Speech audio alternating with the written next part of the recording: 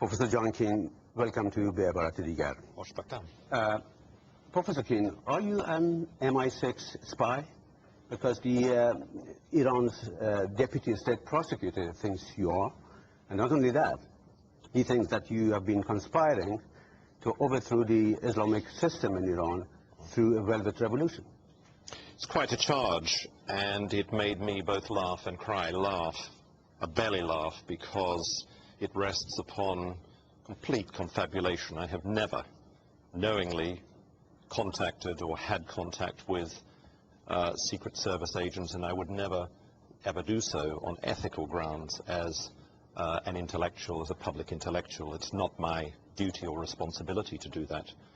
Cry because the confabulation rests upon an absurd way of thinking that is damaging lives in Iran. Absurd because it rests upon a kind of substitution thinking. A equals B, therefore B equals C, and therefore A and C are connected. I mean, it's this kind of thinking that, in my case, that I'm interested and have written many things on the subject of democracy and Jami Madani, civil society.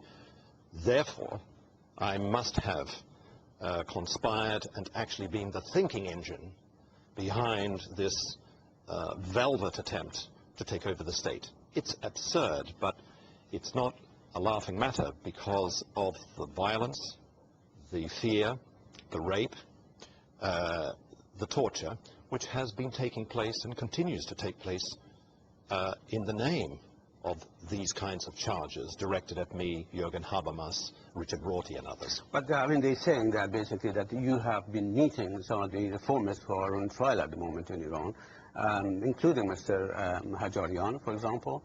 Have you met him? Of course I have met him. Twice, in fact. We had very polite conversation, short conversation, friendly conversation. Certainly no discussion of some action program to overthrow the system of Velayat al-Faqih. Nothing of that kind.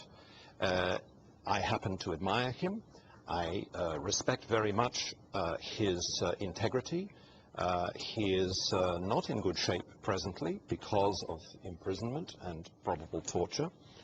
And for me, he is something of a symbol of the changes that are taking place more broadly in Iran, which I think are irreversible. Think about it. Mr. Hajarian is by training a mechanical engineer, but he has had service within intelligence. He has been a journalist, but he has drawn the conclusion from the experience of the '79 revolution that openness, accountability of power are important, not only for ethical reasons, for constraining power, but for actually producing better forms of government. Unless you have this openness, unless you have democracy, unless you have a civil society, you cannot have effective and legitimate public policies to handle things like unemployment, or, for example, transportation systems, or international relations. You need these in order to produce wise policies.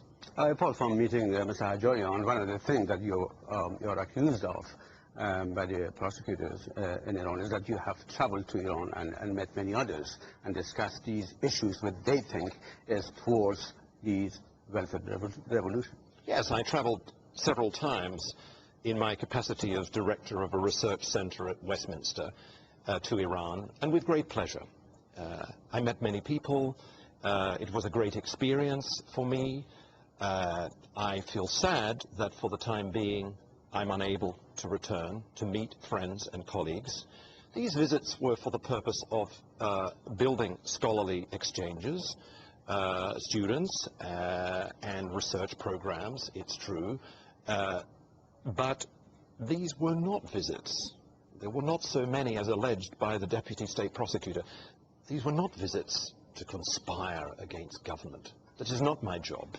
I am not a party political man. I am not a revolutionary. I am not some kind of conspirator in the shadows. This whole allegation is what the psychoanalysts would call confabulation. I mean, making up stories and repeating them to the point where actually they are believed. by those who have something to So cover up. why do you think they're doing that? Why do you think they are frightened of what you say? I mean, what is it you say that they are frightened of? I think just as in 1979, when Iran and the people of Iran, in the overthrow of the dictatorship, a Muslim society, proud of its traditions, overthrew dictatorship and set themselves at the cutting edge of developments in the Muslim world. The same thing in 2009, 30 years later, is happening. And one of the novelties that I see is the exhaustion, the complete loss of legitimacy, the stripping of the clothes away from the principle of Velayat al-Faqih, an invention of the late 1970s, it has to be said.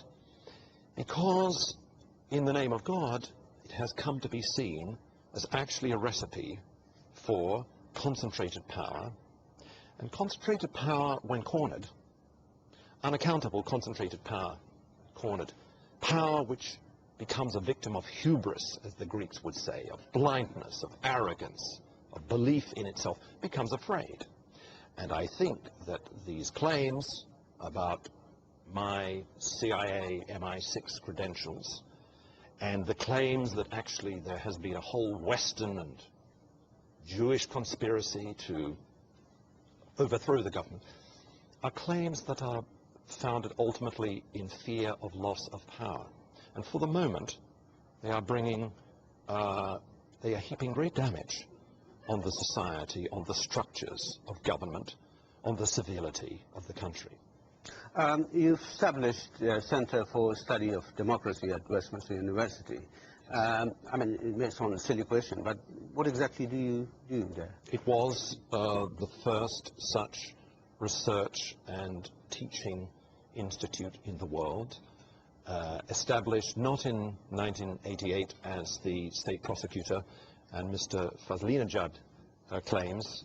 The intelligence is always wrong, but actually the year later, in the spring of 1989. And my idea as founder of this institute at the University of Westminster was to develop new thinking, new research, new writing, new teaching, new contacts, to examine the history of democracy, the present condition of democracy, and the future of democracy.